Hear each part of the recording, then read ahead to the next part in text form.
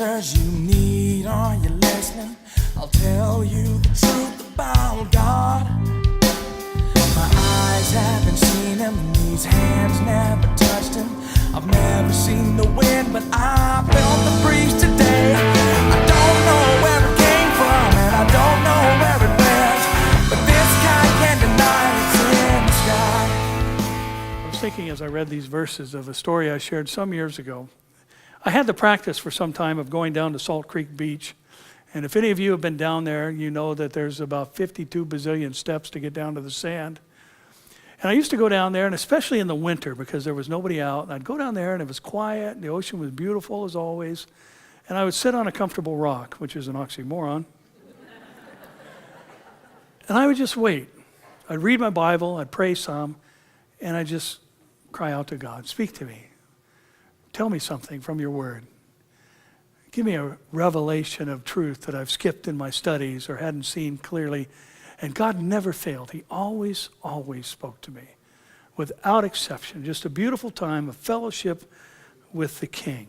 And he would, in his grace, stoop to an inferior in kindness and say something that encouraged and helped me. I went down there one particular morning and I prayed and read and prayed and read and listened and prayed and read and listened and prayed and read and listened, and nothing, not a word. Sat there and sat there and sat there and sat there and waited and waited and waited and finally gave up. Said, well, I don't know what's up, but I'm going back to the car. So I began the march. You remember those 52 billion steps? What goes down must come up.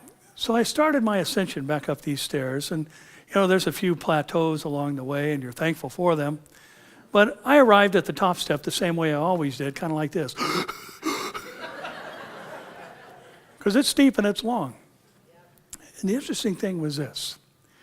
As soon as my foot hit the top step or the landing, God said this, that's how I want you to enter my kingdom. Having been spent for my name's sake and glory. I want you to give me all you got, every ounce of your strength. I want you to wear yourself out for me.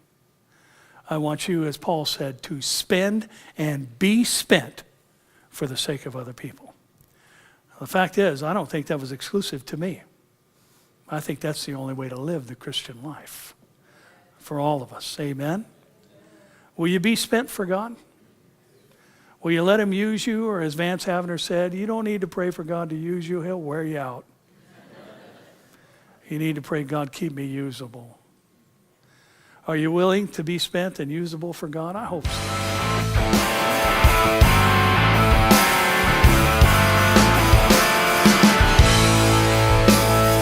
I found the answers you need. Are you listening?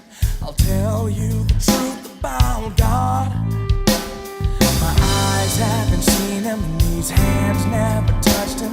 I've never seen the wind, but I felt the breeze.